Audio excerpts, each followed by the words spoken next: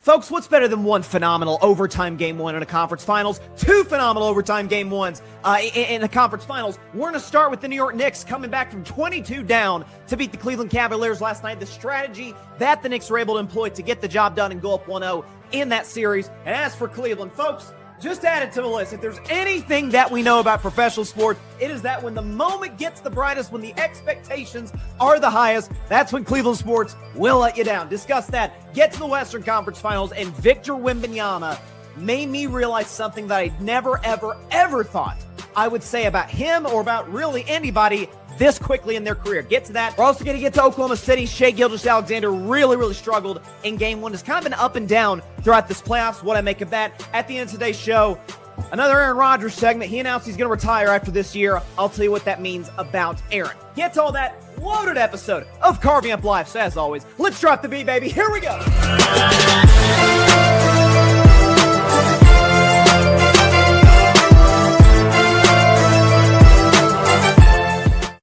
Good evening, everybody, and welcome to Carving Up Live right here on YouTube, as well as on Facebook, Twitch, and on X. I am Bryson Carver. Great to be with you guys on a jam-packed Wednesday show. I said it in the open.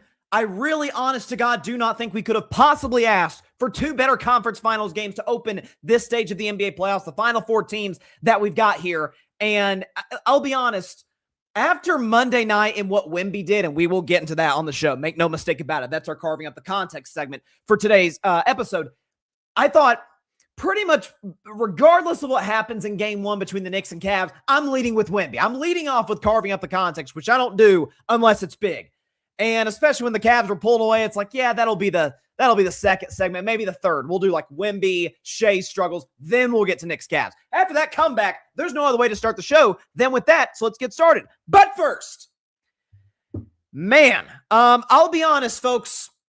7.5 minutes ago, Cavs are up 93-71, and I am that close. It entered my brain, turn the game off, it's over.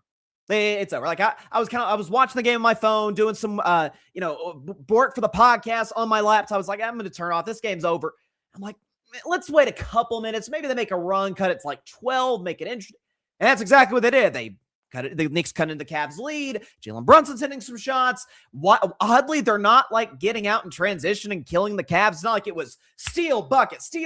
No, it was long, drawn-out ISO possessions with Jalen Brunson, and they just slowly but surely carved into the Cleveland Cavaliers' lead. Let's show you, though. They come back and win the game on a 44-11 run, and we will get into the latest of many Cleveland sports collapses over the years. But let's talk about the good aspect of what Jalen Brunson did, which was almost everything. The man dropped 38, 6, and 5 with 3 steals, 15 of 29 for the field, 7 of 10 from the free throw line, and he scored 17 points in the fourth quarter and overtime. Just got to spots at will. There's a big reason for that we'll get to in a second. But I think when you talk about Jalen Brunson, he's one of the more interesting superstars that this game has. In that, even throughout NBA history, you do not have guys of his height, guys of his size, outside of Isaiah Thomas, really, who just go out and can single-handedly dominate a game. You say Steph Curry. Steph Curry's bigger than Jalen Brunson. Steph Curry's taller, is more athletic and stronger than Jalen Brunson, and by the way, has a God-gifted ability to shoot the basketball better than anybody that's ever done it. So we're talking like small players. Jalen Brunson is the best like small player that we've seen since the great Isaiah Thomas. Not better than Isaiah. Isaiah was one of the more underrated players in NBA history, but you get that sense watching him in the sense that he gets anywhere he wants on the floor, gets his shots. He's a good three-point shooter, but it's not like the key aspect of his game. He's got the mid-range. He can get to the free throw line. There were a couple moments, I'll be honest, watching that game last night. We get on Shai. I really get on Shai for the just nonsense acrobatics get to the free throw line. There are a couple shots, and he's done this before where it's like, come on, Jalen. Like, you were not trying to make the shot on this attempt. So for Thunder fans, think I just pick on Shai. Equal opportunity guy that calls out any nonsense I see on the floor as it pertains to foul baiting. That said, Becky Hammon, who's the phenomenal coach for the Las Vegas Aces of the WNBA, she caught a lot of flack. If you remember last year, I think she was on the NBA Today, and she was talking about Jalen Brunson. She's like, yeah, you cannot win a championship with him as your best player. And she got a lot of flack for it, and I'll be honest, watching the first time, it's like, oh, come on. And then it's, okay, A, Bryson, Becky Hammon knows more basketball than you. B, look at history. Take out Isaiah Thomas. Again, I don't consider Steph a small player, smaller than usual. But again, 6'3", taller than Jalen Brunson, stronger, more athletic than Jalen, and an all-time great, well, the greatest shooter to ever play the game. Outside of Isaiah Thomas, yeah, you don't win a championship in the modern era with a small player as your best player. You just don't. I mean, the Knicks had never been to the NBA Finals, still haven't gone to a Finals yet. They're hoping to do that this season. But watching this player and just watching the calmness and there's certain guys in the league, the exact opposite's true for the guy on the other team. Not Donovan Mitchell, although he was not good in the fourth quarter, but his co-star in the backcourt, who we'll get to. But there's certain guys, and this is why I really wanted to make a point early in this segment of saying the Knicks didn't just kill the Cavs in transition, as we see a lot of crazy comebacks come to be. But it was like every time, you see this with so many Knicks games, especially in the playoffs. It's like when they get the ball to Brunson, and it is a lot of ISO basketball. It is. Not a ton of ball movement, which I'm not a huge fan of, but hey, Brunson's good at what he does. It's like you can just almost feel it just through the TV, watch the game. I imagine certainly at MSG, even as crazy of an atmosphere as that is, just this, just this ease, take a deep breath. We're good. We trust the ball being in that guy's hands. He was, after all, the clutch player of the year a year ago. Whether it's to make the shot, whether it's to create shots for other guys as he did throughout the fourth quarter. I mean, he only scored 2 points in that overtime period. Felt like he had just the finger on the pulse of that game for the entire time. And so, you look at NBA history, it's the greatest comeback in Knicks playoff history, without question, if I can pull this up in my notes here. But in terms of, the historical aspect of this, last 30 postseasons, if you are up 20 or more in the fourth quarter prior to last night, you had a record of 747-3. Well, now it's 747-4. Even more incredible. If you're up 22 or 20 or more, I guess I should say, in the final 8 minutes, which the Cavs were 7.5 to go, they're up by 93-71 before the Knicks go on a 44-11 run. If you're up 20 in the playoffs last 30 years with under 8 minutes to go, 688-1. Well, 688-2 now. And it was the calm of Jalen Brunson. It was the, hey, I'm getting us in and out of sets. I trust my ability to get my own shot, get others involved. And it was just it's weird to say point guard masterclass. And I do think we need to get out of this realm of, hey, there's only one way to be a point guard. And that's the way that Stockton and Jason Kidd and Chris Paul played. Like, you've got to be the guy who initiates the offense for others and rarely for yourself, which I certainly it's a way to be a point guard. It's not the only way to be a point guard. The position has changed. Center has changed. Power forwards, all of it. Like, the game is more positionless than it's ever been. And for a guy like Jalen Brunson, not great at getting other guys involved, but can do that. And obviously for himself, can get wherever he wants on the floor. But I think I picked the Knicks to win this series in 5. Feel great about that. As y'all know, I picked the Knicks to go to the finals before the season started. I've been confident in that all season long. Obviously, I'm over the moon confident in that now. They haven't lost since game 3 of the first round. And by the way, their only 2 playoff losses in the postseason came by combined 2 points to the Atlanta Hawks because of CJ McCollum. Like, that's it.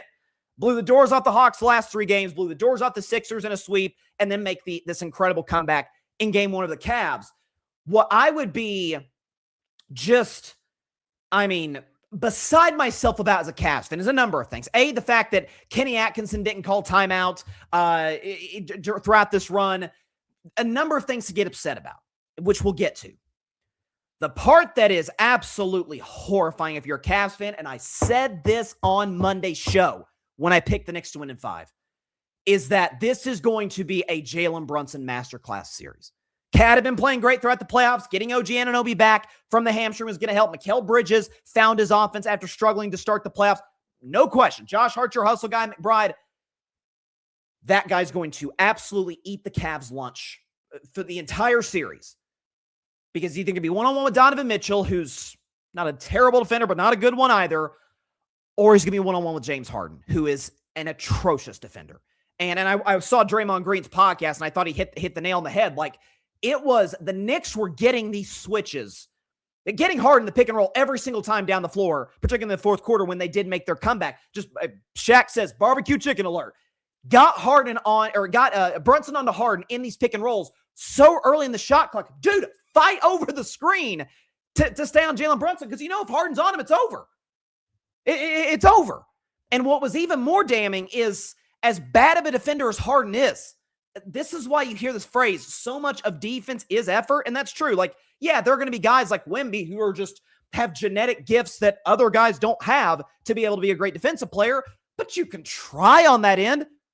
Harden wasn't even contesting some of these shots that Brunson was taking. Some of the fadeaways off the glass, he's not even jumping, not even trying to contest Brunson's shots there. And so that's a Harden problem from a defensive scheme, game plan issue. And Atkinson's, I think, is a great coach.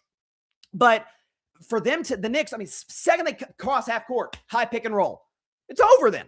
If you're not going to fight over the screen, if you're a guy like Evan Mobley, or if you're a guy like Jared Allen. Jared Allen's not a great perimeter defender. I trust him more than Harden. He's at least long and rangy.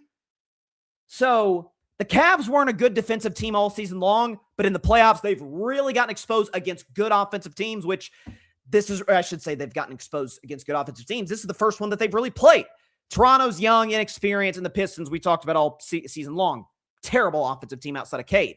And so this was a really, really bad look for the Cavs, a phenomenal look for Jalen Brunson, who talked about after the game, and then we'll get to the Cavs. But Jalen Brunson talked after the game, just kind of at a loss of words for what the Knicks were able to pull off. You guys outscored them since that point, 44-11. That's the last seven and a half in the fourth quarter and overtime. Just what was different? What started working for you guys?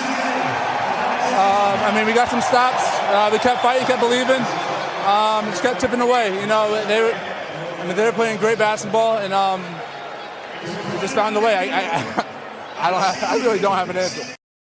And if you watch his entire interview with Lisa Salters and with the guys on Inside the NBA, like he said that multiple times, like, yeah, I don't really have an answer for how we pulled that off, just because it was so many times when you see these just wacky comebacks, I'm talking about in such a short period of time in the NBA, it is because either a team got out in transition, just a bunch of turnovers, and the Cavs did turn over a bunch, but turn the basketball over, get off to the races, or a team just gets absurdly hot from three, which we know happens very often in today's NBA. Knicks did neither. They were basically like, part of it was the Cavs taking quick shots, which we know is always a recipe for disaster when you've got a big lead and you end up blowing it. But it was Cavs are taking quick shots, and Knicks like, hey, we've got time. Let's get the absolute best shot that we can, because we can trust Brunson to be able to get us in and out of these sets. And so Brunson was spectacular. Brunson has proven time and time again to be an elite playoff performer, and he was sensational last night. Before we get to the Cavs, let's get to the comment section. My man Patrick Brown's in here. He says, Kenny Atkinson not using his timeouts when Cleveland went stagnant is to blame. No question about it. Offensively, it was atrocious. Defensively, Jalen Brunson was putting James brick by brick Harden to shame. He was putting him to shame, and Harden was putting himself to shame. I mean, again, this is why I get really bothered when folks throw guys who aren't like great defenders or even good defenders, consistently good defenders, like Steph Curry, for example. And yeah, I'm protective of Steph because I'm a Warriors fan, but folks are like, oh, Steph's just awful. Which I've always said, yes, Steph's not going to lock you up. Steph tries on the defensive end. You're not just going to go right by him. He's going to do what he can. Luka doesn't even try. Harden doesn't even try, especially now that Harden's older. It's even worse. So that's what made that so bad for the Cavs. And really impressive. The Knicks didn't give up. There was a sense of calm. Also from Mike Brown. Listen, and then I promise we'll get to Cleveland.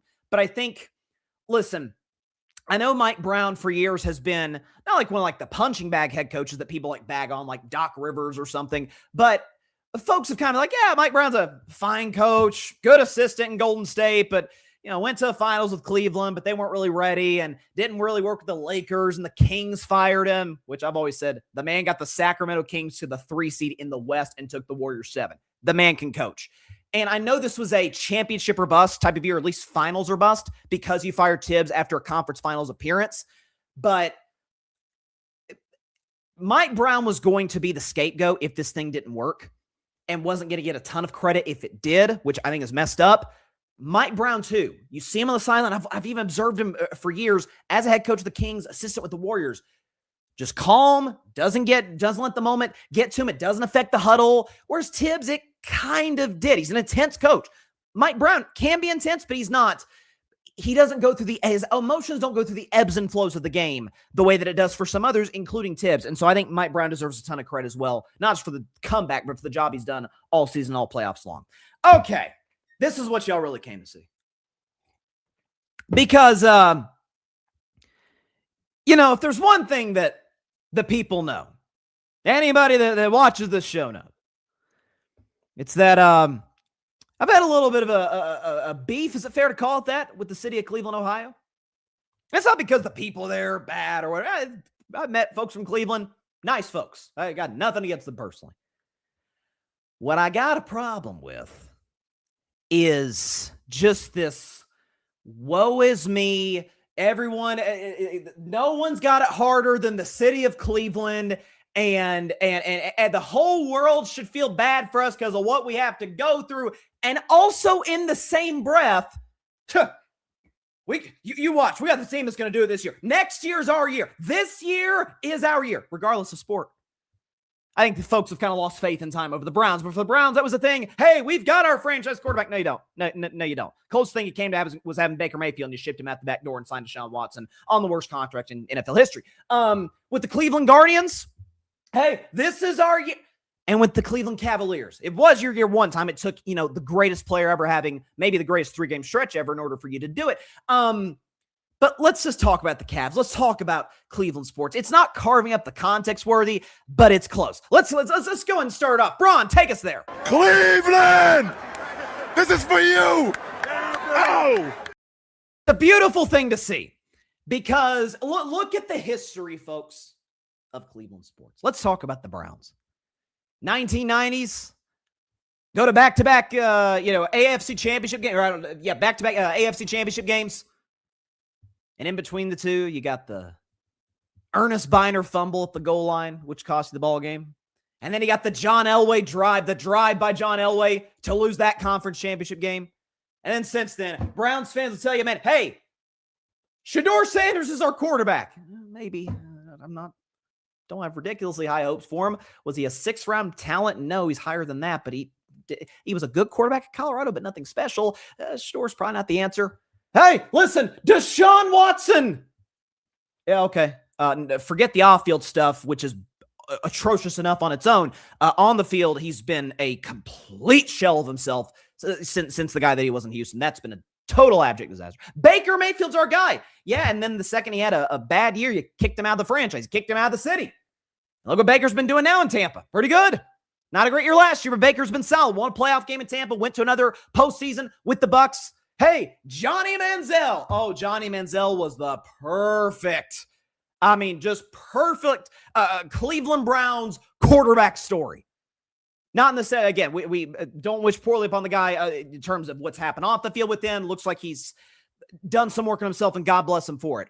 But in terms of the arrogance, the false bravado, the swagger, the money signs, right? Johnny Football's here to save Cleveland, and it was over after 2 years. It was a disaster. And Brandon Whedon's our quarterback, and just go up and down the list. The Browns have been looking for their quarterback for years. Each guy is the guy, and by the end of about midway through year 2, you're like, yeah, this guy sucks, so we got to find another quarterback. When in large part, it's just the organizational development process of their quarterbacks that is to blame. So that's the Browns. Talk about a team though like the Cleveland Guardians. And this gets swept under the rug. I don't know if it's because it's Cleveland and people feel bad for Cleveland because Cleveland people really, really want people to feel bad for them. Or if it's because of the fact that this choke job I'm about to mention, the team that completed the comeback to lead to the choke job for the Guardians, this championship was iconic. 2016 Cubs won the World Series. We all remember that. They broke the 108-year streak. Never forget, Cleveland in that series, ladies and gentlemen, Cleveland Guardians had a 3-1 lead in that series. And they blew it. And they lost a home game in Game 6, and they lost a home Game 7, despite having all the momentum going extra innings. You can say rain delay all you want. The Cubs were blowing that game. They were up 6-1, lost the lead. There's the home run off Chapman in the 8th inning with 2 outs to tie the game, and it was coming apart for the Cubs. And Cleveland still wasn't able to pull it off. Blew a 3-1 lead. And remember that game that series the year after, 2017, up 2 on the baby Yankees, up 2-0 on a team with Aaron Judge, who won AL MVP that year. I'm sorry, he won I think he won a AL MVP that year. It was either him or Jose Altuve. And Aaron Judge, who's a phenomenal regular season player, not the same in the playoffs. You blew a 2-0 lead in a best-of-5 series to the New York Yankees. That's not great. Lost a Game 5 at home at Progressive Field to blow the series. Like that's Cleveland, ladies and gentlemen. And then we get to the Cavs. Oh, we do get to the Cavs. And they have a history doing this. Maybe not quite as much as the Browns, but not far off. More than the Guardians, maybe not quite as much as the Browns. It's close, though. Never forget the good, like legit good Cavs teams pre-LeBron in, the late 80s. They had a young Michael Jordan who had never won a championship, never been to a finals, had him on the ropes at home, game 5, first round, up 1. And what does Michael Jordan do? Michael Jordan, we know what happens. Takes the ball, knocks down the mid-range shot over Craig Elo to win the series. Cavs blow it. They call it the shot. Jordan broke their hearts on the road in Cleveland, Ohio. And then we fast forward to the fact that you had, at least prior to Wemby, who we'll get to after the break, you had the greatest natural basketball talent ever in LeBron James, who spent his first 7 years with the Cleveland Cavaliers, we remember. And you managed to get to 1 finals. 1. This man was taking garbage rosters with Mo Williams and Zydrunas Ilgauskas and Anderson Varejao. This man was taking them to 60-win seasons, conference finals.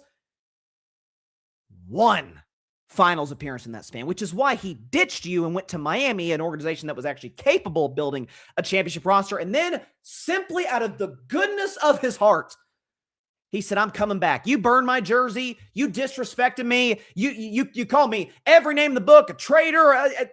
But I want to come back. I want to win a championship because this is where I grew up. This is home, Akron, Ohio. Gosh darn if that's not exactly what he did, to his credit, in 2016. But even at the end, how fitting is this? And Braun may come back to Cleveland. He liked an Instagram post asking LeBron to come back to Cleveland. So it might very well happen. But LeBron James, in my opinion, the best basketball he's ever played. Some will say it was 2007, some will, against the Pistons. Some will say the whole 2012-13 season when he should have won unanimous MVP and Defensive Player of the Year. I think it's 2018. That Cavs roster was garbage. And he dragged them to a finals. 8 40-point games, 2 buzzer beaters, unbelievable stuff. And he runs up against a juggernaut Golden State Warriors team, my beloved Golden State Warriors, in the 2018 finals. Steph, we know the team. Steph Curry, Kevin Durant, Klay Thompson, Draymond Green. We know the roster. Steve Kerr's the coach, good bench. And in game 1 of that series, I remember I picked Warriors sweep, and they ended up sweeping the series. But I remember thinking, oh, yeah, Warriors going to dust the Cavs. They just beat the Rockets, and this is going to be a quick series. This isn't going to take very long at all. And LeBron says, yeah, hell if it is. I'm going to go out here and go for 51 points at Golden State. Make the right play. People wanted to drive to the basket over 4 Warriors. Makes the right play to George Hill. Down 1 final seconds. George Hill makes first free throw, missed the second. And J.R. Smith, classic Cleveland moment, grabs the ball, runs backwards. I'm trying to bleed the clock, and there's the infamous meme of Braun, like, what are you doing, JR? The game wasn't over, and the Cavs ended up losing in overtime. You wasted maybe the greatest game of LeBron James' career because of a boneheaded classic Cleveland error. And then last night, up 22 in the 4th quarter. You're coming off 4 wins in 5 games to beat the Detroit Pistons. A road win in Game 7, blowout road win, by the way, in Game 7. You've got all the momentum. And your coach, Kenny Atkinson, freezes. Donovan Mitchell disappears in the 4th. And James Harden. Let's show what he did last night and then go to his overall playoff resume. 15 points, 4 rebounds, 3 assists, 5 of 16 from the field, 1 of 8 from three-point range, 4 of 6 from the free throw line, and was getting absolutely cooked on the defensive end. The Knicks, every time down the floor. Let's get Brunson the pick and roll on this guy. The Cleveland Cavaliers, classic Cleveland. Darius Garland is a flawed player. Darius Garland, I don't necessarily disagree with the idea that right now he cannot be the point guard on a championship contending team. But James Harden darn sure ain't the answer. The Cavs traded for James Harden, believing that they could win a championship, despite a playoff resume with the following. James Harden has 31 games with more turnovers than made shots.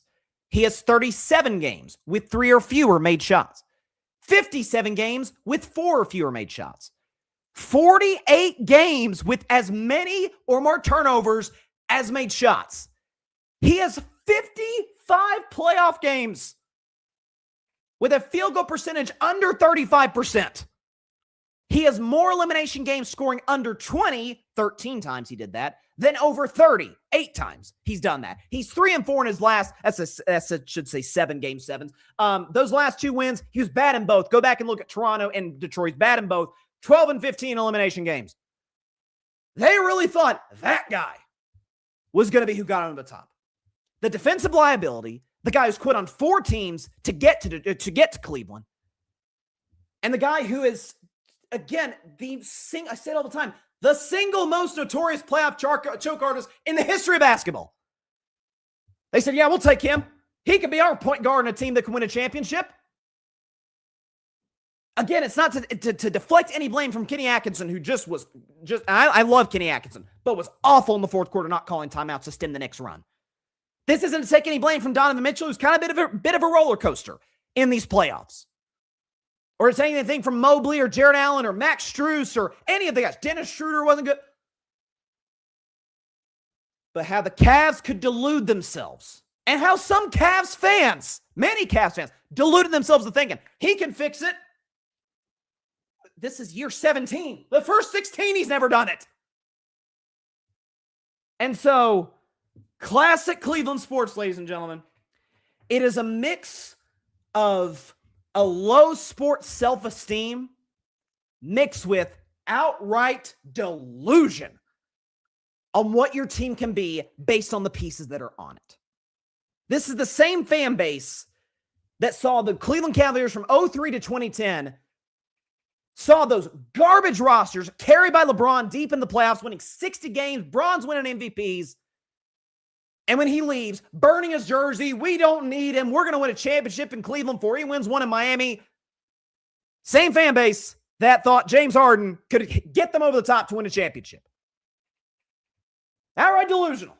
Classic Cleveland, ladies and gentlemen. That's what we're used to seeing. That's Cleveland sports for you. Cleveland! This is for you! Oh! My goodness. I mean, this is... that was a treat last night, I gotta say.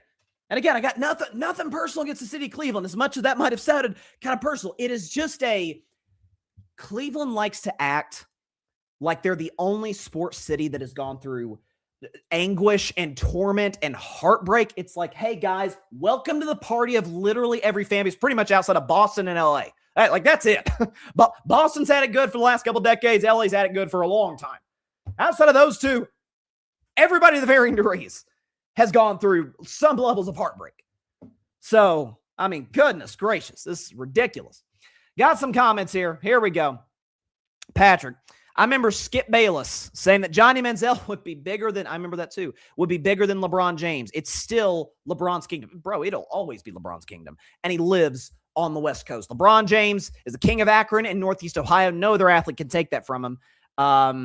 And now he says, did a DoorDash driver deliver a box of Popeye's biscuits for Cleveland? That choke job was epic to lead most of the game and collapse is bad morale. Here's the thing. They didn't necessarily lead most of the game. The Knicks built like an 11-point lead in the first half, and it was kind of like, okay, Cavs are coming off a 7-game dogfight with the Pistons. They've been on the road. They go to Madison Square Garden, that crazy atmosphere. There's all this hype with the Knicks. The Knicks have been playing unbelievable basketball with 9 days off. Like, that's kind of to be expected. And then they make the push at the end of the first half and just blitz the Knicks in the third quarter. It's like, oh my gosh, Cleveland's going to steal this. This might actually be kind of an interesting series. I'm still picking the Knicks, but it'll be closer than we thought. And then just the outright, just collapse. You know what it reminded me of, to use a cross-sport example? And again, it's not even close to as iconic as this moment. But it's a little similar to the comeback in Super Bowl 51, the Patriots down 28-3 to come back on the Falcons, in that, not that you had like this iconic athlete. Brunson was fantastic, but obviously Brunson's no Tom Brady. But it was what aided the Patriots' comeback was the fact that Atlanta just straight up stopped running the football. They're just like, hey, we're up a couple touchdowns, 3 touchdowns. Let's just keep airing the ball out. And it was bad penalties, and it was just a shooting yourself in the foot that gave the Patriots life. And to the Patriots' credit, they obviously took advantage of every single break Atlanta gave them in the second half. That's what it felt like. Like, New England didn't just make this boom, boom, boom, onside kick, crazy. No, it was a very methodical sort of walking your opponent down type of thing, and that's what the Knicks did last night. Patrick, this is what happens when a team trades for James Harden. It's arriving right on schedule. Same script, different team. I mean, I don't even call myself like this basketball savant. Yeah, I told you, James Harden. I said this a couple weeks ago on the show when Harden had that terrible game 2 against Detroit. It's bragging about, hey, I knew James Harden was going to choke in the playoffs. That's like the equivalent. I knew the sun would come up in the morning. I knew the earth was round. That's established information that everybody with a brain knows. Everyone knows Harden's bad in the playoffs. Like, really bad in the playoffs, especially in the biggest games, especially in gotta-have-it games. Again, the Cavs have won 2 Game 7s. We probably should have created a graphic for this, but let me just go back and look just to get this completely accurate, because we're going to be accurate on this show.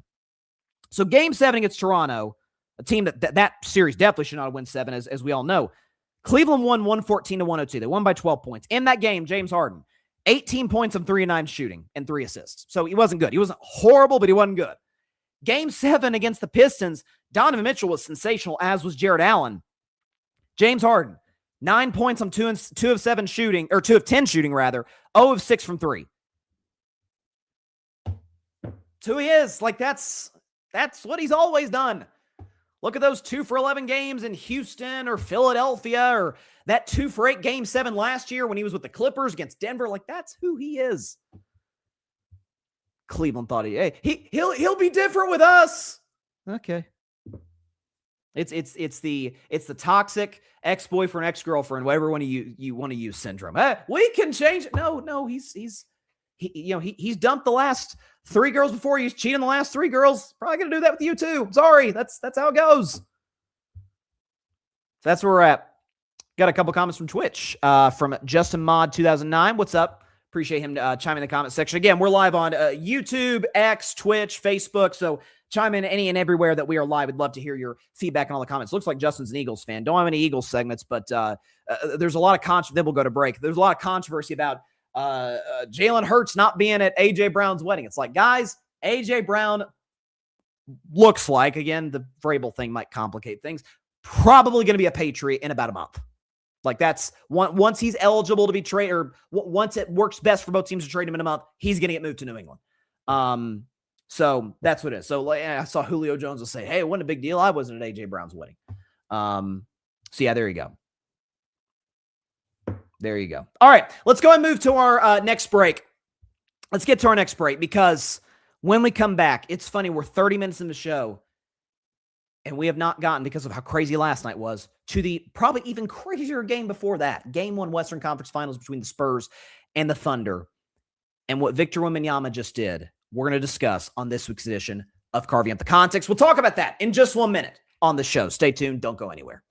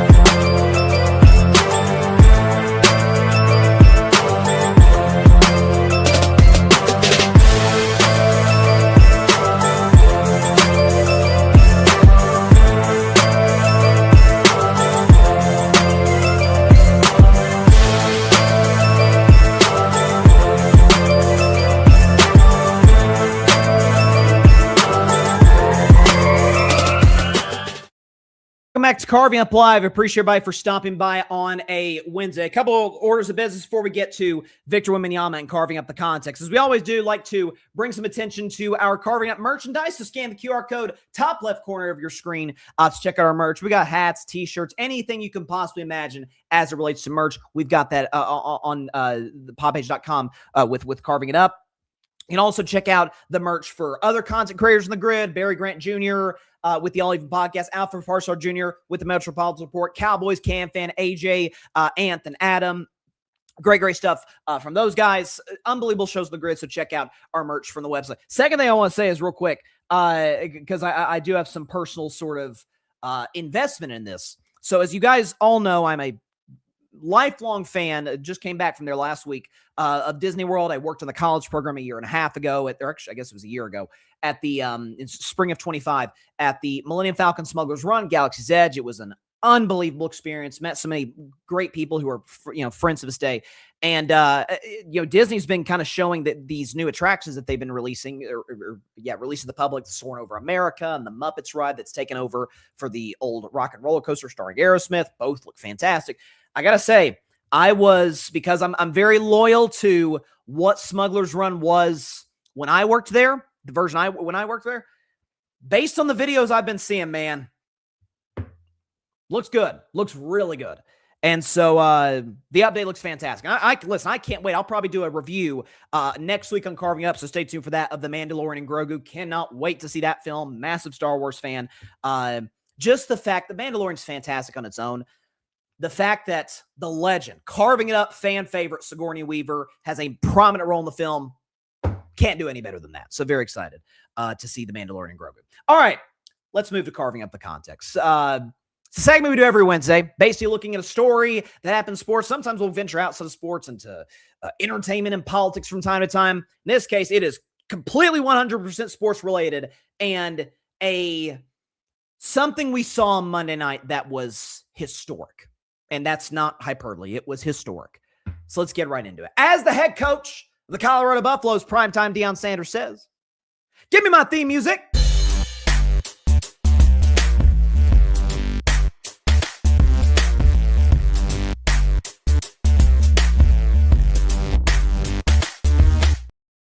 On this week's edition of Carving Up the Context, we're going to be talking about Victor Wembanyama and the performance that he put on display in Game 1 against the Oklahoma City Thunder. And look, I picked the Spurs to win the series in 7. I still maintain that'll be the case. I think the Thunder are going to win Game 2 tonight. Maybe by the time this is on YouTube and the Spurs are up 2-0 and that looks like a crazy take, and maybe it's a 5-game series instead. I think it's going 7. I think this is going to be an awesome series. But watching that game, and particularly the fourth quarter in both overtime periods, we know about the natural talent that Victor Wembanyama is. That went without saying. There's a reason that he was dubbed, correctly so, as the greatest prospect we've seen since LeBron James 20 years prior, back in the 2023 draft. It's like, holy crap, there's a 7'3", 7'4" guy from France who moves like a guard, can handle the basketball. By the way, is like unstoppable defensively. He's going to come into the league and instantly be the best defensive player in the world. And again, he's a kid. He's only going to get better. He's going to get stronger, better, all of it.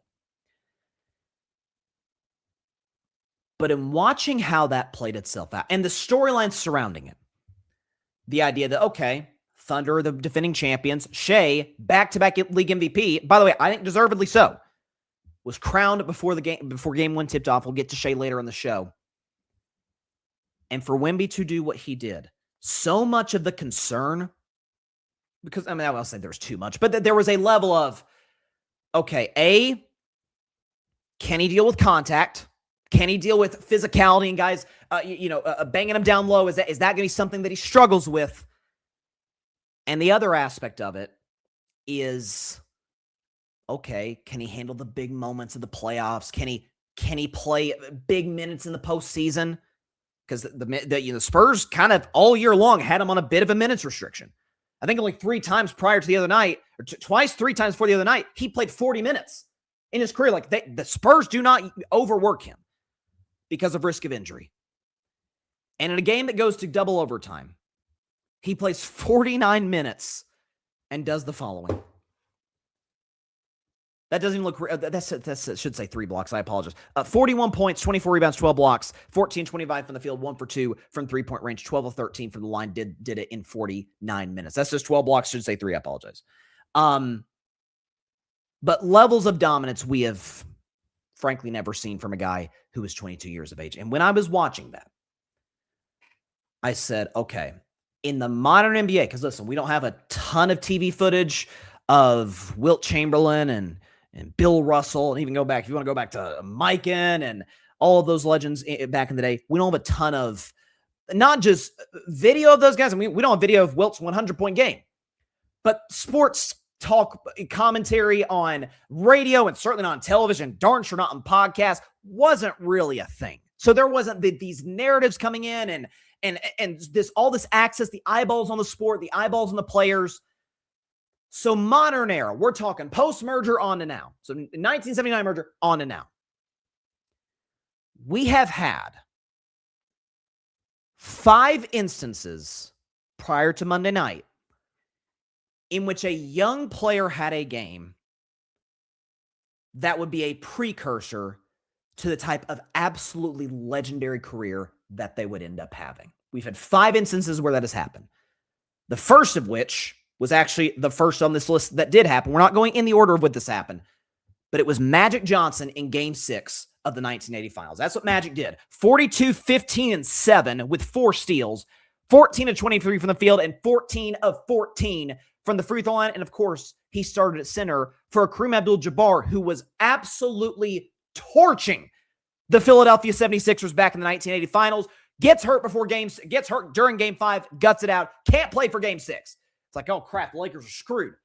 And this kid, this rookie from Michigan State, who's a 6'9" point guard, jumps at center, grabs 15 boards, 7 assists, and scores 42 points. And again, for Magic, that was the best game of his career. Not all of these are the best games of these guys' careers necessarily. For Magic, it was, but it would go on to define who they were going forward. Magic stepped up in the big moments, absent 1984, obviously. Stepped up in the big moments. Distributor, 6'9", uses physicality to his advantage. In terms of grabbing boards, was a triple-double machine. Like that's who he was. The scoring certainly wasn't later in his career what it was there, but that's who Magic was. It defined his career. And doing it with the charisma, the swagger, that game for Magic defined what we'd see later on. Oh, that's the greatest point guard of all time. And doing so as a 6'9" player.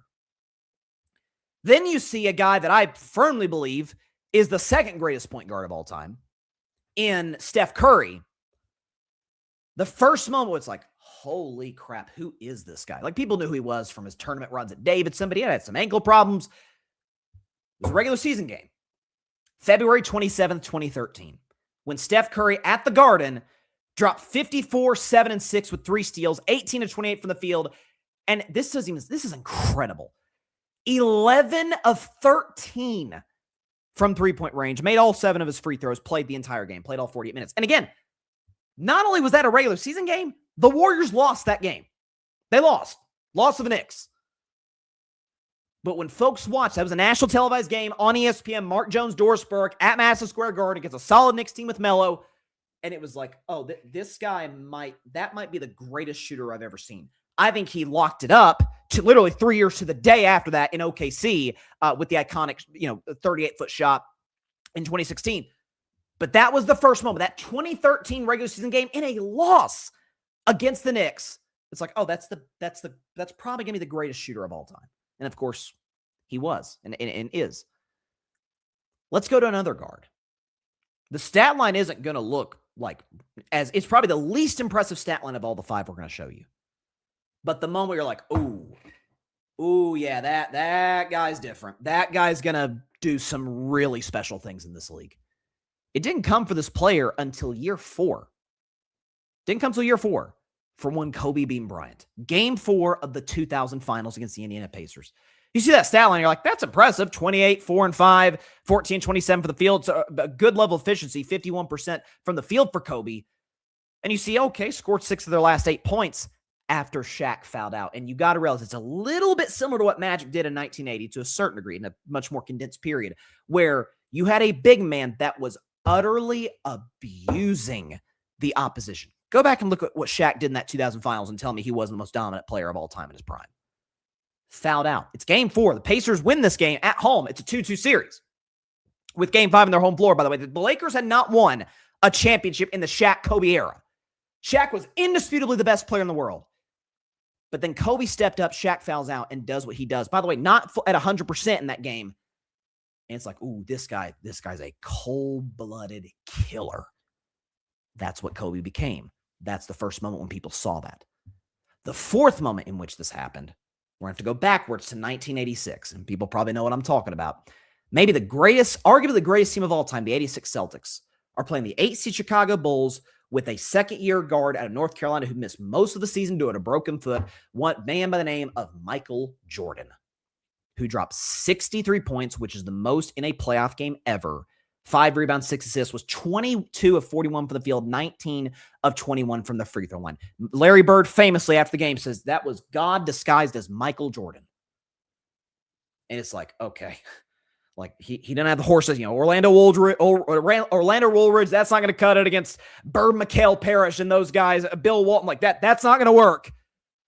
But get this dude some talent, and this guy's going to wreak havoc on basketball. And that's what he did. It was that killer mentality. It was that efficient scoring. It was that hitting big shots. And by the way, the Bulls not only lost that game, they got swept. And that was still, you look at the first iconic Jordan moment in the NBA. That's it. That's what everybody points to, and as they should. Even Larry Bird saw, this guy.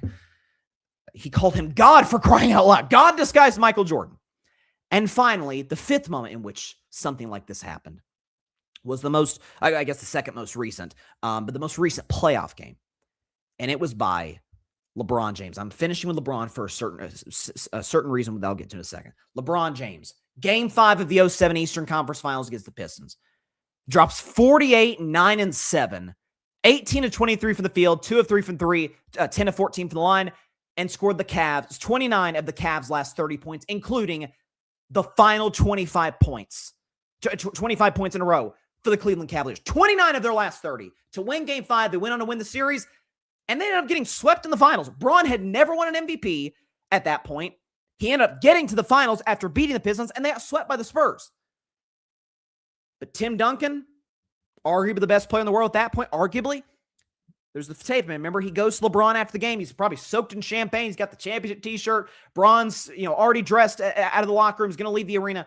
And Tim Duncan stops him. He's like, this is going to be your league. And then he jokes. He's like, but I'm glad you gave it to us this year. This is going to be your league. The killer mentality, showing up clutch in big moments, just the physical dominance that we saw from LeBron in that 2007 Game 5 against Detroit. That's what we'd see for the rest of his prime. 5 moments where guys either announce themselves as the best player in the world, Jordan in 86, Braun in 2007, or as I'm the greatest at blank. Kobe, I'm the coldest MFer in the game. Steph, I'm the best shooter you've ever seen. Magic, I'm so versatile. I'm the most versatile guard ever. I can score, but I'm actually a better assist guy, but I can rebound and play center and play point guard. That's what Victor Wembanyama did on Monday night against the Oklahoma City Thunder. 3 blocks is actually quite low for him. Like that's about a season average, but again, he had 12 blocks in Game 1 of the previous round against the Timberwolves. He's 22. In year 3, this is his first playoff appearance. His game hasn't even fully formed yet. And this guy hits the tying shot, or not just the tying shot, the go-ahead shot at the end of the fourth quarter before Shea got the layup to go to overtime. And then in overtime, OKC's up 3. It's like, oh my God, OKC's going to pull this off. The Spurs have led for most of the game. OKC makes a late run the fourth. Wemby's able to give him the lead late before Shea ties it. And then in overtime, they've got it going. Jalen Williams takes a pretty brutal shot, doesn't even hit the rim.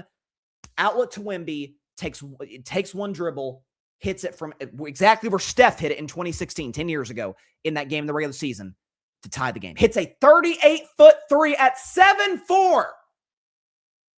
And by the way, he's unstoppable on defense. And by the way, physicality, which I was worried about, especially in the Timberwolves series, it doesn't bother him. Doesn't bother him one bit. And he's not even growing into his man body yet. He's 22. He's in year 3. And I watched that game. The reason I ended with LeBron, talking about like the 5 games prior to this where it's like, oh, this guy's the best at this. Look, I'm Wemby's age. I'm 22 years old.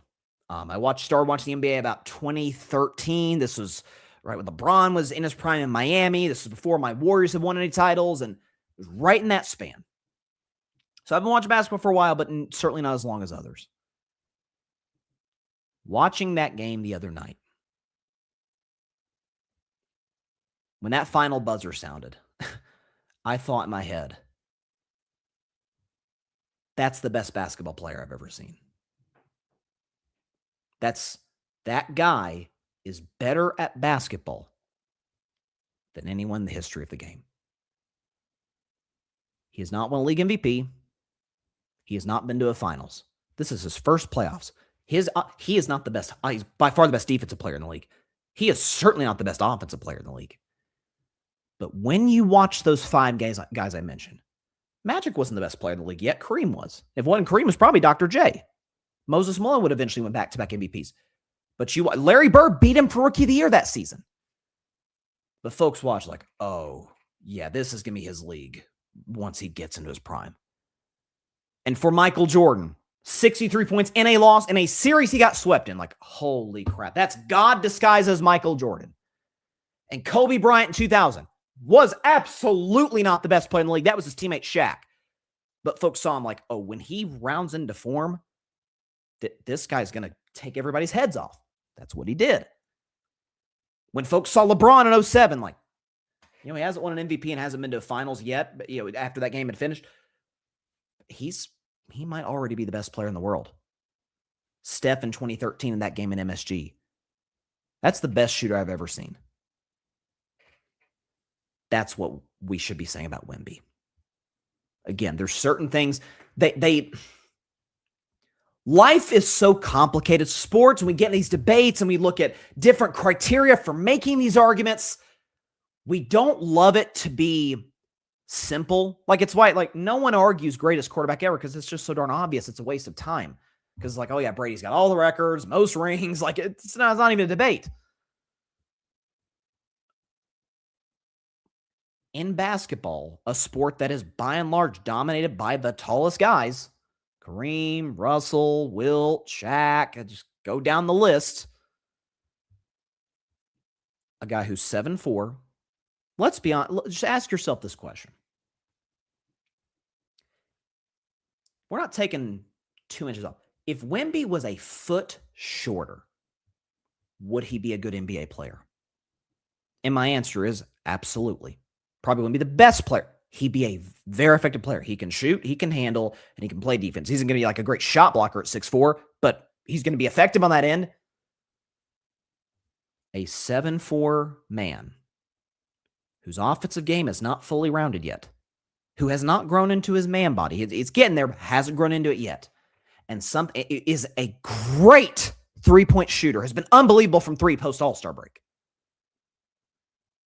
And to add to it, similar, maybe not that similar to Magic, but to Jordan, to Kobe, to LeBron, to Steph.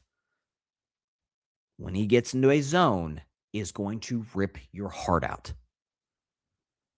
And also has a competitive streak that mirrors those guys I just mentioned. Here was after the game. We talked about the aspect of, hey, Shea gets the MVP, and we talked about Monday. Wemby openly campaigned to win MVP at the end of the regular season. A question was asked regarding that, and this was Wemby's answer.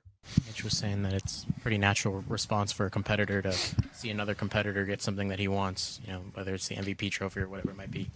Just curious if that was in your mind at all, knowing that Shea had got that award and you were in the top 3 for it, and, did any part of tonight feel personal? Some of your facial expressions kind of look like you were really, really going for it. Yeah, for sure. Everything you just said. Yeah, for sure. Everything you just said. Just quick, short to the point. I mean, we talk about the rivalry. I discussed it on Monday's show, and we talked about it for a while. The rivalry between Chet and Wemby, and again, built similarly physically. Obviously, Wemby's a little bit taller, but Chet is also a great defensive player. Chet finished second to Wemby for DPOY. Chet obviously beat him in a basketball game when it was, I think, like the best. It was like the best high school level players in like 2021 or 2. America versus France, and Chet's team won, and Wemby was devastated. And there's this legit rivalry. When you watch the game, my takeaway was, okay, if this was really a rivalry, if you finish second for DPOY, why aren't you guarding Wemby? Why is it Alex Caruso? And Caruso did all he could. Why aren't you guarding Wemby? A, because you want no part of it, and B, maybe as a result of A, it's not enough of a rivalry for you to be like, oh, I want to beat this guy in this one-on-one matchup. Wemby, different story. Remember the Michael Jordan would create fake enemies like LeBradford Smith? Remember there was always, the Curry stopper is Matthew Dellavedova. And then Curry went on to torch him for 37 points in Game 5. Like, sometimes fake opponents or fake rivals or just making stuff up in your head to gain a competitive advantage. I talked to a guy, I won't reveal his name, but I talked to a guy who played with somebody who played with Michael Jordan. And that guy said Jordan was famous. He would go out, gamble and all this. And he would go out to these bars and talk, you know what, about the best players on the opposition in the playoffs and then go dominate them to create a rival, to gain an advantage, a competitive advantage. That's what Wemby's doing with Chet. And I could not watch that game. And I saw LeBron in his prime. I didn't see Kobe in his prime, but I've seen the numbers, watched the highlights, the 81 points, all of it. Know all about Jordan, of course. I couldn't finish that game and have any other take other than that's the best basketball player. Not the greatest. That's a whole different conversation. That is the best basketball player I've ever seen. He's by a country mile the best defensive player in the league. He's a top 10 offensive player in the league and just getting better. He's an excellent shooter, finishes at the rim at will, knocks down his free throws. The killer mentality to absolutely go at you in the biggest moments, not scared of the moment. I mean, this guy so it's 2004. So when he was 20, coming off his rookie year with the Spurs, took France to the gold medal game, and if not for the greatest Olympic stretch of all time by Steph Curry, France probably beats the Avengers, led by Steph, Braun, KD, all these. Wemby leads the French to a win there. So, and that, by the way, that's another aspect to it. Like, if France wins gold medal in 28 as Wemby gets better, and now it's, oh crap, France is the team to beat in the Olympics because of Wemby. I say this all the time. It's the last thing I'll say. I've said this so many times that if you watch like these talent shows, especially like singing shows, The Voice, America's Got Talent, American Idol, and it's like the great ones, you're like, okay, even if they don't like win the competition, you're like, oh yeah, they've got a gift that is unteachable. Like Kelly Clarkson was on, what was it? Was it American Idol, I think? But Kelly Clarkson was on American Idol, like, okay, yeah, she's going to have a decades-long career. She's phenomenal. Braun had accomplished virtually nothing when he had that Game 5 against Detroit, 29 of the last 30 points scoring for the Cavs. And it's like, oh yeah, that guy's going to have a legendary career. Steph had accomplished nothing in the NBA when he hit the 11 threes, 54 points at MSG. And it's like, that's probably the best shooter ever. Kobe hadn't accomplished anything prior to the Game 4 when he stepped up when Shaq fouled out against the Pacers. Jordan, second year in the league when he dropped 63 against the Celtics. Magic was a rookie when he dropped 42, 15, and 7 in place of Kareem Abdul-Jabbar in the finals in 1980. It doesn't take a genius to spot instant generational talent. And that's what we saw from Wemby in Game 1. I mean, that's a game that leaves you speechless. Unbelievable stuff from Victor Wembanyama. And it's just, I mean, it goes to show, I guess this transitions me now into Shea, who struggled in this game. He was, what was he? I think he was 6 for 24 from the field? Let me double check that, make sure I'm getting this right. Because I spent so much time on Wemby.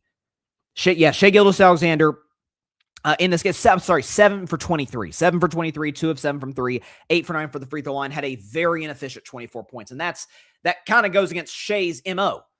Like, Shea, what makes him great is, he can give you 30 and do it on incredible efficiency. He shot 55% for the field as a guard, which is incredible. And so Shea's struggles in the playoffs, I think, are somewhat noteworthy. And it's not like, again, I don't want to, and I think folks, anyone who knows basketball knows that obviously the fall off from him is not what you see from a guy we talked about earlier, James Harden, where it's just this absolute plummet from where in the regular season, and the moment looks too big for you. The moment does not look too big for Shea. I've seen Shea have a big, I remember he had a big game 4 last year, down 2-1 at Denver, stepped up, hit some huge shots. He was great in the finals last year. The moment's not too big for Shea. I'm not worried about that even a little bit. But there is the element of, if he isn't getting an absurd whistle, as we've talked about in the show, as others have, about the just absurd foul baiting. And he's great without it, but if he's not getting it, not quite the same player. I saw the stat the other day. Shea, and I guess my point of this, the getting to the free throw line and the assurance of getting to the free throw line on minimal contact that you yourself draw does give you that sort of freedom for the defenders to say, oh my gosh, if we're within a foot of him, they're going to blow the whistle, to get more open looks than if they can be physical, and now it's not the case. That part is kind of similar to Harden. Not the choke in the big moments, because Shea's not that type of dude. He's not even close. But where the physicality and where the refs will let you be physical does severely impact his efficiency. I saw this stat. Shea, who shot 55% from the field this season. Games this year where he shot 35% or worse. Only 3 times that happened for Shea in the regular season. He played 68 regular season games. Only 3 times did he shoot less than 35%. In the playoffs, he's played 9 games. 3 times he shot 35% or worse from the field. And there is that. And again, he still got to the line 9 times again. Some of that game obviously lasted 58 minutes, opposed to 48, the double overtimes. But you did watch, and the Spurs were allowed to guard him physical. And it's, ooh, yeah, he's not getting the same looks that he was. Now, if Shea tonight goes for 35 points, is efficient, doing his thing, Thunder even the series up, I don't think it'd shock anybody in the slightest. I've said many times, I'll say it again, deserved league MVP last year, deserved league MVP this year. But there is going to have to be that adjustment, whether it comes in this playoffs or next playoffs in 2027 and beyond that, where, hey, as the playoffs gets deeper, we talk about that, this applies to all sports, especially football and basketball. The refs do not want to be the story. That is the last thing they need. It's the last thing the league needs. They are not calling a foul or not throwing a flag if we're talking about football unless it is obvious, unless it is blatant contact. And so when Shea gets away with the BS in the regular season, minimal contact, in some cases, no contact that was caused by the defender getting to the line, and he has so much freedom to get whatever shot he wants. Now he gets the playoffs, and they're led, as the season has gotten deeper. There's a problem in the Phoenix series when they let him get with the BS. At the beginning of the Lakers series, it was somewhat of a problem. Western Conference Finals now, they're not letting him get away with it. And so that's I don't want to say it's concerning, because I think Shea's a smart enough player and a great enough player offensively to be able to adjust to that. But it is going to have to be something he adjusts to, especially when you consider OKC, in theory, has a big 3. Shea, who's awesome, who's the top 2 player in the world. And then, J-Dub, Jalen Williams, who was fine the other night, but also there's the fact the Thunder are on like a 70-win pace when he doesn't play this season. That's a problem. And then the even bigger issue, the third guy of that trio, Chet Holmgren, who, yes, he had 8 points in that game 1, but it's also the aspect of, okay, the Thunder played the Spurs 6 times this season. Chet averages 10 points a game in those games. He averages 10 points a game against the Spurs. Why? Because Wemby. Because he's going against the best defensive player by far in the league. And there does seem to be, I'll be honest, just watching, especially the fact that he didn't guard Wemby the other end, despite coming in second to Wemby for Defensive Player of the Year and playing his position, that moment looks a little too big for Chet. Like he doesn't want that smoke that Wemby is throwing out there for him. So that's listen. I still think this will be a deep series. I still think the Thunder are going to win 3 games in the series. I think the Spurs are going to win in a game 7 at OKC. But this is going to be a long series. I really believe that. But from a matchup perspective, man, there are some things that really go against OKC. The fact that you cannot play Hartenstein because the matchup problems Wemby creates. The fact that Holmgren is completely overwhelmed by Wemby, as we've seen all season long, and we especially saw it in game 1. He had the big block to go to overtime, to his credit. Outside of that, he was awful. And it was a no-show. And then the fact that because the refs, as we see every playoffs, thank God, they are not calling a foul unless it's obvious. They're going to let you play through the whistle. The fact the Spurs have so many good, young, rangy guard defenders to throw at Shea, a lot of fresh bodies, deep bench, a lot of young players, that really works against OKC in a major way. Whereas the Thunder, in theory, they have Chet to throw at Wemby, but he can't. He doesn't want that smoke. Maybe he does in game 2. Maybe he does at some point in the series. But right now, after what we saw in game 1, not the case. So it's going to be interesting to see how it plays out. Let's move on now, Fine. Sorry, I just saw the word fine on my screen talking about players. So game 2 tonight, Spurs Thunder. OKC is a 7.5 point favorite. I'll be honest, I don't feel that comfortable.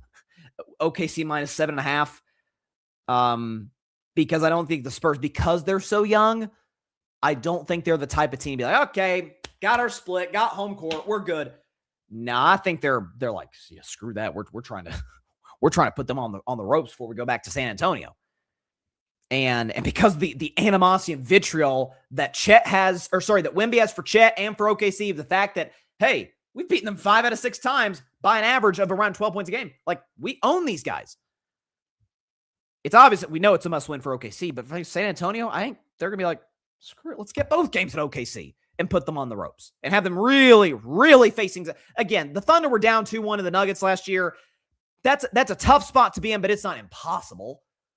2 after losing your first 2 home games, you don't see very many teams at all win series under those set of circumstances. So I'll take OKC to win tonight. I think they win game 2. They're certainly the more desperate team.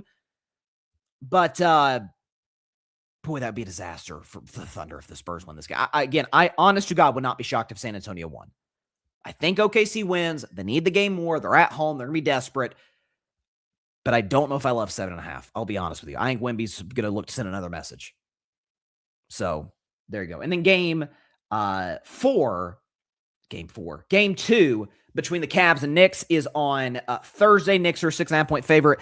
I'll be honest, I think the Cavs, and I was wrong about this. They were down 2-0 to the Pistons. I thought they kind of collapsed after that. They didn't. They actually won the series. 2 road wins in Detroit. But I do think the Cavs are the type of team, especially losing the way they did, and because they've got to be spent. They played the max amount of playoff games a team can play by this point. To lose the way they did, to absolutely come apart in the fourth quarter the way they did. I expect Donovan Mitchell to come out aggressive and do what he can. But I think the Knicks win game 2 at home and go up 2-0 in that series. I picked Knicks in 5, and so I think this is going to be like Knicks take the first 2 at home, Cavs get game 3, and then the Knicks win the last 2 to gentlemen sweep the series and go to the finals. We got one football topic before we get out of here. So, yeah, this is 3 straight shows of talking about Aaron Rodgers and my Steelers. So the first of which, there were the reports that Aaron's going to meet with the Steelers that weekend. Turns out he didn't. We don't know if he if there wasn't a meeting scheduled or if Aaron just didn't show up. Like, we don't know the specifics. We just know there was a reported meeting and that meeting didn't happen. And I was just imploring Steelers, please don't sign this guy. Please don't sign this guy. Please don't sign this guy. I've been begging all offseason. And of course, the week later they signed him. We talked about that Monday. But Aaron actually said today, he was talking to the media in Pittsburgh about his future, not just with the Steelers, but obviously in the NFL. This is going to be year 22 for Aaron, and this is what he had to say today. Yeah, I love Mike T. I mean, I really appreciate the opportunity to come in last year and love my experience with him. And, I thought when he said he was stepping away, that was an emotional moment just because we all love him so much and care about him. And, I thought that that was probably it for me in Pittsburgh. But when the decision was made to hire Mike, I started opening my mind back up to coming back. Could be your last year. Do you even think of that right now? Yes. This is it, yeah. So there you have it. Aaron Rodgers announced to the media in Pittsburgh, like he's retiring after 2026. And I saw that, and people are going to think I'm being unfair to Aaron, but I would simply say to look at his history This, to me, Aaron has always been a guy, and he's not the only athlete. He's not the only public figure to do this. He wants to, understandably so, have the narrative about him be one that is fair to him. And again, I think any reasonable person understands that. In that he feels at times the media has been overcritical, particularly with controversial decisions and statements he's made off the field and what have you, as well as on the field. When the Packers, obviously spent most of his career in Green Bay, was a legendary quarterback there. When something would go wrong, or they lose a close game, or maybe they get blown out, and Aaron, how many times we said this to the show and pointed out, Aaron would always make a point at the presser to make abundantly clear, guys, this wasn't on me. Whether it be throwing a jab at a receiver, a jab at the coaching staff, the game plan. Sometimes he'd be outright, screaming at Mike McCarthy or at Matt LaFleur or somebody on the sideline. Last year, Arthur Smith. Or whether it be in a playoff game, and he's done this with receivers in the past, but most recently in the playoff game, last time we saw Aaron Rodgers play football against the Houston Texans, throws past DK Metcalf in the first quarter. Perfect ball. DK drops it. Did not target him again until the fourth quarter. It was Aaron's way of saying, I'm doing my job, man. Time for you to do yours. One error. That's it. Aaron's always been a guy who wants to claim the narrative and is kind of hell-bent on it. This, to me, was Aaron saying, after this long, drawn-out process, didn't sign, the offseason started in March, he didn't sign until May. This was Aaron, to me, saying, and announcing his retirement, essentially, after this year, I'm going out on my terms. And if you really look deep into it, Aaron's a guy, and I don't fault for him for this one bit. It's a completely human thing to feel. Aaron wants to be wanted. By the way, who doesn't? But Aaron, some people want it more than others. Aaron wants to feel wanted and needed.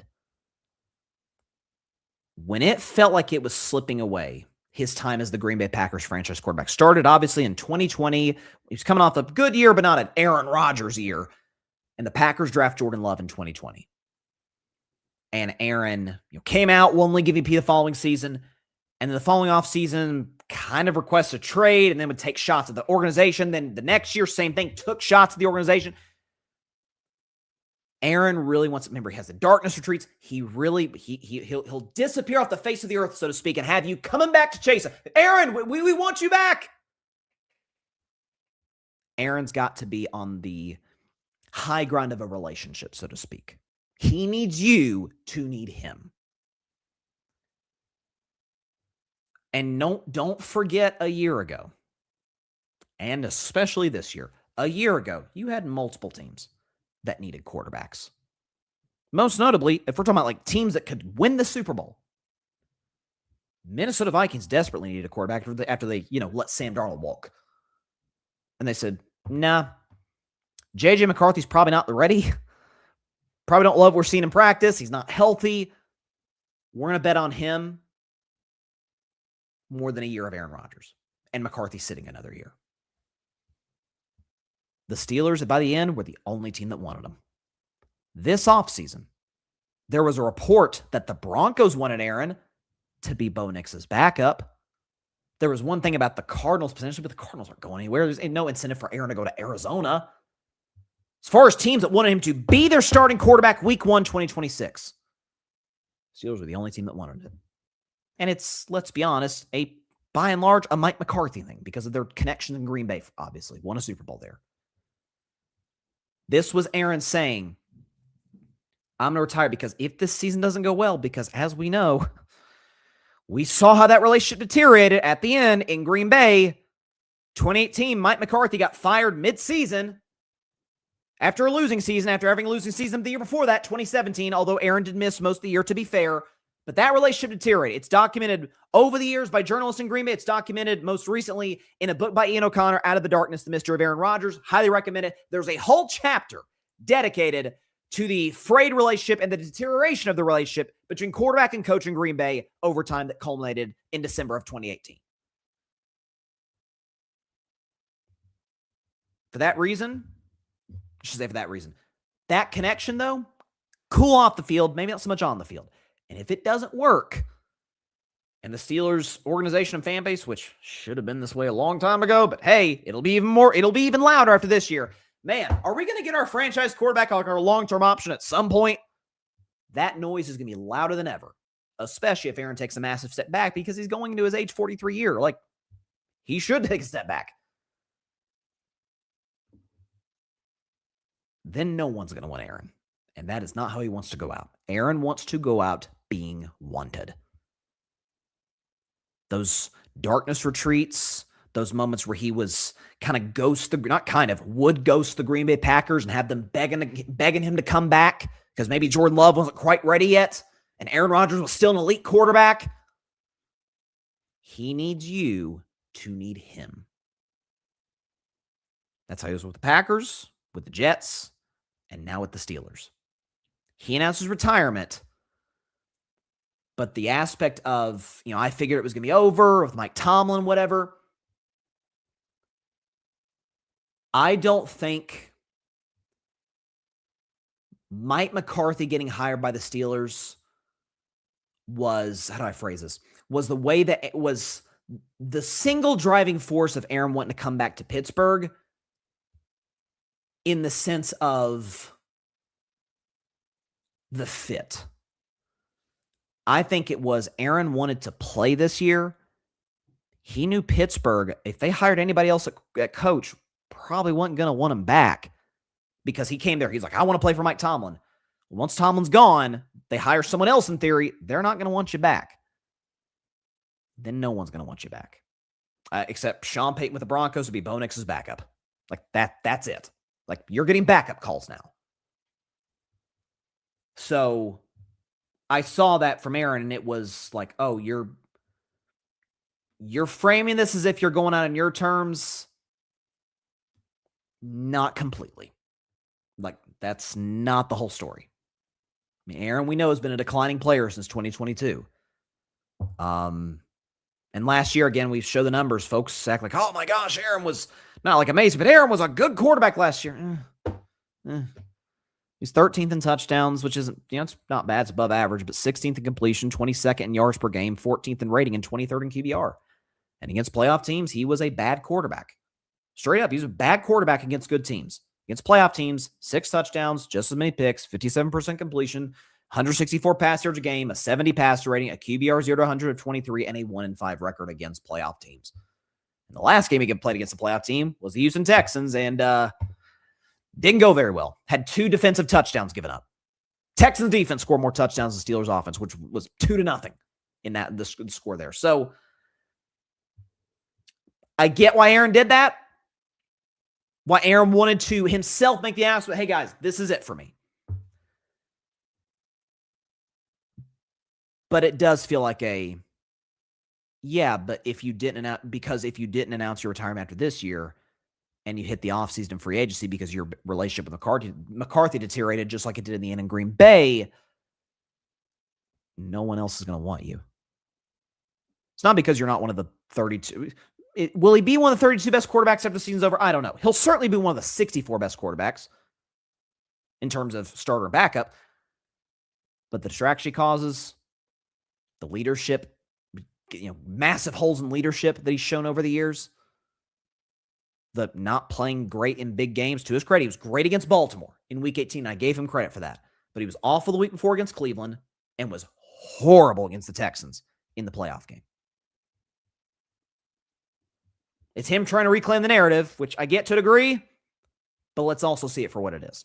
All right, that is all the time we have for today's show. Appreciate everybody stopping by. As always, be sure to catch Carving Up Live on Friday at 6 p.m. Eastern, 3 p.m. Pacific time, right here on YouTube, as well as on Twitch, X, and on Facebook. Hope everybody's a great week. Please continue to stay safe out there. God bless y'all. Peace out. I really have to root for Aaron Rodgers again, don't I? Thanks so much for watching the show on YouTube, and be sure to go click that big red subscribe button and check out the other clips and full shows from Carving It Up Live, as well as our other incredible content creators here on the Grid Network.